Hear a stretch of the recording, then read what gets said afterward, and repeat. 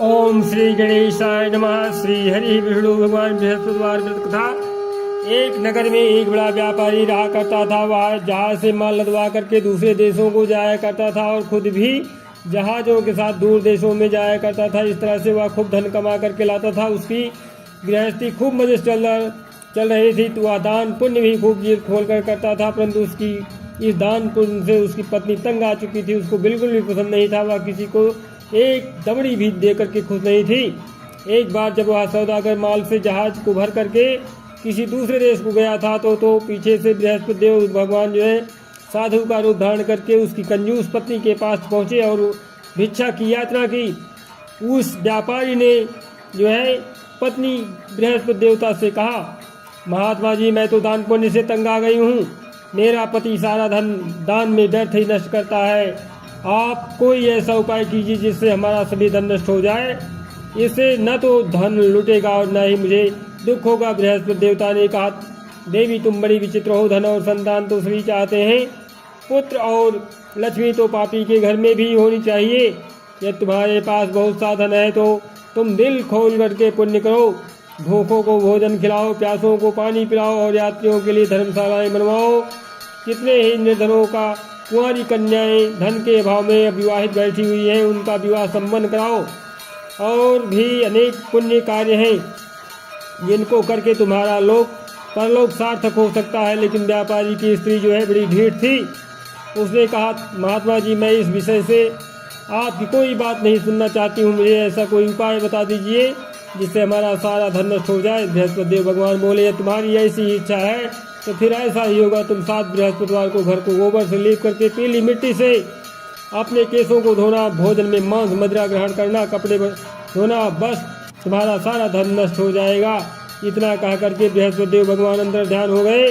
उस औरत ने बृहस्पति देवता के कहे अनुसार 7 बृहस्पतिवार को ऐसा ही करने का निश्चय किया। किंतु 6 गुरुवार बीतने पर ही उस स्त्री का संपूर्ण धन नष्ट हो गया और वह स्वयं भी परलोक सिधार गई। उधर जो है माल से भरा उसका पति जहाज द्वारा जो है समुद्र के मार्ग से आ रहा था और उसी में डूब गया। उसने बड़ी मुश्किल से लकड़ी की तख्तों पर बैठ करके अपनी जान बचाई। वह रोता धोता अपने नगर में वापस पहुंचा। वहां जाकर के उसने देखा कि उसका सब कुछ धन नष्ट हो गया है। उस व्यापारी ने अपनी पुत्री से सब समाचार पूछा। लड़की ने पिता को उस साधु बृहस्पति देवता वाली पूरी कहानी कह दी।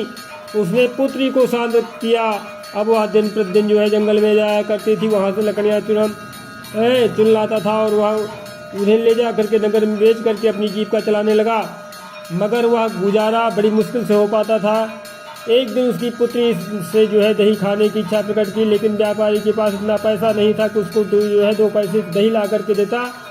लकड़हारा उसे आश्वासन दे करके जंगल में जा करके एक वृक्ष के नीचे बैठ करके अपनी पूर्व दशा को विचार करके रोने लगा। वह गुरुवार का दिन था। बृहस्पतिवार भगवान बृहस्पति देवता उसकी यह अवस्था देख करके साधु का रूप धारण करके उस व्यापारी के पास आ पहुंचे और कहने लगे, लकड़हारे तो इस जंगल में किस चिंता में बैठा है। व्यापारी ने उत्तर दिया, महाराज, आप सब कुछ जाने वाले हैं। इतना कह करके उसने आर्द्रकंड द्वारा और भीगी आंखों से बृहस्पति देवता को अपनी आप बीती हुई कहानी सुना दिया। बृहस्पति देवता भगवान कहते हैं, कहे भाई, तुम्हारी पत्नी गुरुवार के दिन जो है भगवान का अपमान किया था, इसी कारण तुम्हारा हाल हुआ है। तुम्हारा सब कुछ धन नष्ट हो गया है। लेकिन तुम अब किसी प्रकार की कोई चिंता ना करो, भगवान तुम्हें पहले से अधिक धनवान कर देंगे। तुम मेरे कहे अनुसार गुरुवार के दिन बृहस्पति का पाठ किया करो। 2 पैसे के चने और मुनक्का मंगवा करके जल के लोटे में थोड़ी सी शक्कर डाल करके वह अमृत प्रसाद परिवार के सब सदस्यों को तथा सुनने वालों को बांट दो और खुद भी अमृत पान किया करो तथा प्रसाद खाया करो, तो भगवान तुम्हारी सब मनोकामनाएं पूरी करेंगे। साधु को प्रसन्न देख करके उस व्यापारी ने कहा, महाराज, मुझे लकड़ियों में से इतना पैसा नहीं मिलता है कि मैं 2 पैसे की दही ला करके अपनी इकलौती कन्या को खिला सकूं। उसको मैं हर रोज जो है झूठा आश्वासन दे करके टालता रहता हूँ। बृहस्पति भगवान बोले कि भक्त नाराज, तुम ना चिंता करो, ना नाराज हो। आगामी अगले गुरुवार को बृहस्पतिवार को तुम शहर में लकड़ियाँ बेचने के लिए जाना। तुमको उस दिन जो है लकड़ियों के 4 पैसे अधिक मिल जाएगी, जिसमें से तुम 2 पैसे का दही ला करके अपनी पुत्री को खिलाना और 2 पैसे का मुनक्का और चना ला करके गुरुवार के दिन जो है देवता की कथा करना। जल में जरा सा शक्कर चीनी डाल करके अमृत बनाना और कथा का प्रसाद जो है सब में बांट देना और खुद भी खाना, तुम्हारे सब काम सिद्ध हो जाएंगे। इतना कह करके बृहस्पति देवता अंतर ध्यान हो गए। गुरुवार के दिन उस व्यापारी ने जंगल में से लकड़ियाँ इकट्ठी की और शहर में बेचने के लिए गया। उसको जो है उस दिन 4 पैसे अधिक मिले, जिनमें से 2 पैसे की दही ला करके उसने अपनी लड़की को दिया और 2 पैसे के चने और मुनक्का ला करके अमृत बना करके प्रसाद बांटा और प्रेम से खाया। उसी दिन से उसकी सब कठिनाइयाँ दूर हो गई। परंतु अगले बृहस्पतिवार को वह बृहस्पतिवार का व्रत करना भूल गया और कथा सुनना भूल गया। शुक्रवार को उस नगर के राजा ने आज्ञा दी कि कल मैंने एक बहुत बड़े यज्ञ का आयोजन करवाया है, इसलिए जो है कोई भी व्यक्ति अपने घर पर में अग्नि नहीं जलाएगा और चूल्हा नहीं जलाएगा, कोई कुछ नहीं पकाएगा। समस्त जनता मेरे यहाँ आकर के भोजन करेगी। इस आदेश की अवहेलना करेगा तो उसे सूली पर लटका दिया जाएगा। राजा की आज्ञा अनुसार अगले दिन जो है सब लोग राजा के महल में भोजन करने गए, लेकिन वह व्यापारी और उसकी लड़की जो है दोनों तनिक विलम्ब से पहुँचे। इतना ही हो, राजा ने उन दोनों को अपने महल में के अंदर ले जा करके भोजन करवाया। जब वह पिता पुत्री भोजन करके वापस आ गए तो महारानी की दृष्टि जो है उस खूंटी पर पड़ी, जिस पर जो है उसका नौलखा हार लटका हुआ था।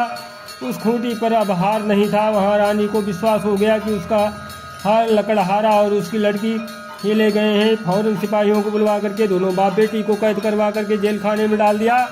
कैद खाने में पड़ करके बाप बेटी दोनों अत्यंत ही दुखी हुए।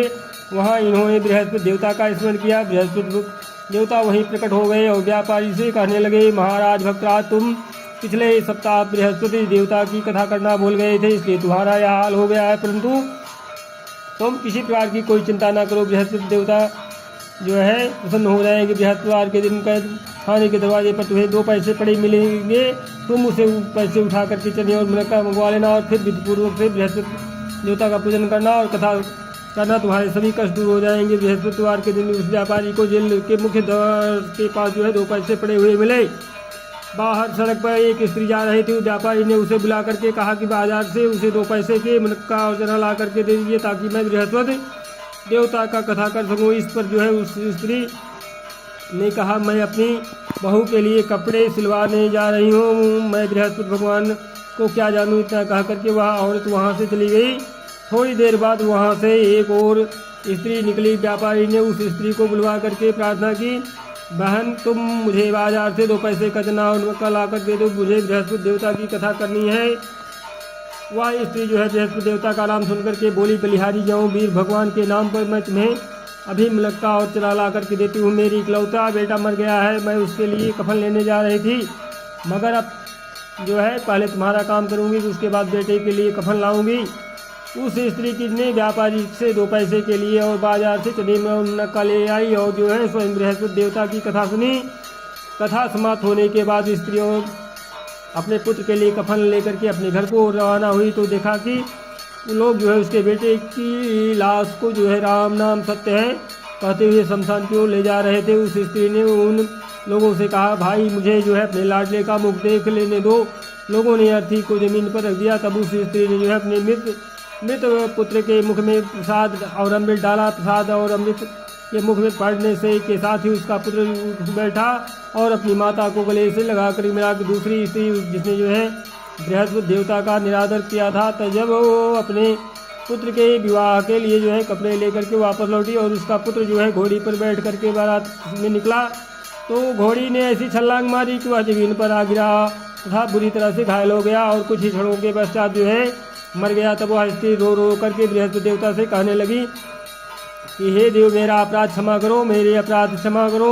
उसकी प्रार्थना सुन करके बृहस्पति भगवान ने साधु का रूप धारण करके कहा और कि उस स्त्री से बोले कि हे देवी, अधिक विलाप करने से कोई आवश्यकता नहीं है। तुमने जो है गुरुवार यानी बृहस्पति देव का अपमान किया, भगवान का अपमान किया, जिसके कारण जो है इसका परिणाम तुम्हें मिला है। तुम जेल खाने के पास जाकर के भक्त से क्षमा याचना करो, उससे जो है सब कुछ ठीक हो जाएगा। वह स्त्री फिर जेल खाने पहुंची और जो है मुख्य द्वार के पास जाकर के उस व्यापारी से हाथ जोड़कर कहने लगी, भक्तराज, मैंने तुम्हारा कहा नहीं माना, मुनक्का और चने ला करके तुम्हें दे दिए हैं। इससे जो है गुरुवार देवता मुझसे नष्ट हो गए हैं, जिसके कारण मुझे मेरा इकलौता लड़का घोड़ी से गिर करके मर गया है। व्यापारी ने कहा, माता तू चिंता मत कर, बृहस्पति देवता का सब कल्याण करेंगे। तुम अगले गुरुवार को जो है अगले बृहस्पतिवार को देवता की कथा सुनना। तब जो है अपने पुत्र के शव को जो है फूल और इत्र और सुगंधित भी पदार्थों में रख दो। उस स्त्री ने ऐसा ही किया। बृहस्पतिवार का दिन भैया पहुंचा वह 2 पैसे के नक्का चले लेकर के पवित्र जल पावा लौटे भर करके जेल के द्वार पर आ गई और श्रद्धा के साथ जो है बृहस्पति देवता की कथा सुनी। जब कथा समाप्ति हुई तो अमृत व प्रसाद लेकर के अपने मृत पुत्र के मुख में डाला। अचानक उसकी सांस जो है आने लगी और वह जो है उठ करके खड़ा हो गया। पुत्र को लेकर के वह महिला खुशी से अपने घर को रवाना हुई और बृहस्पति देवता के गुण गाने लगी। उसी दिन रात्रि में राजा को बृहस्पति देवता ने स्वप्न में दर्शन दिया और कहा, हे राजन, तूने जिस व्यापारी और उसकी पुत्री को जेल खाने में बंद कर रखा है वह दोनों निर्दोष हैं। अब दिन निकलने के साथ ही दोनों को जेल से रिहा कर दे और तेरी रानी का नौलखा हार उसी खूंटी पर लटका मिल जाएगा। दिन निकला तो रानी ने अपना हार खूंटी पर लटका देखा। राजा ने उस व्यापारी को जेल से रिहा करके अपने अपराध के लिए उससे क्षमा मांगी और उसको जो है अपना आधा राज्य दे करके तथा उसकी लड़की का उच्च कुल में विवाह कर दहेज में हीरे जवाहरात दिए। बृहस्पति देवता ऐसे ही हैं जैसे जिसकी मनोकामना पूर्ण होती है उसकी मनोकामना पूर्ण करते हैं। इस व्रत को करने से जो है व्यक्ति रोग मुक्त हो और धनवान हो जाता है, निपुत्र पुत्रवान होता है, यश व ऐश्वर्य की वृद्धि होती है, जीवन सुखमय होता है, मन की चिंताएं जो है दूर हो जाती हैं। जो कोई श्रद्धा और प्रेम से बृहस्पति भगवान की कथा पढ़ता है दूसरों को सुनाता है उसकी समस्त इच्छाएं मनोकामनाएं पूर्ण हो जाती हैं। बोले बृहस्पति भगवान की जय। प्रथम कथा संपूर्ण हुई। जय जय भगवान बृहस्पति।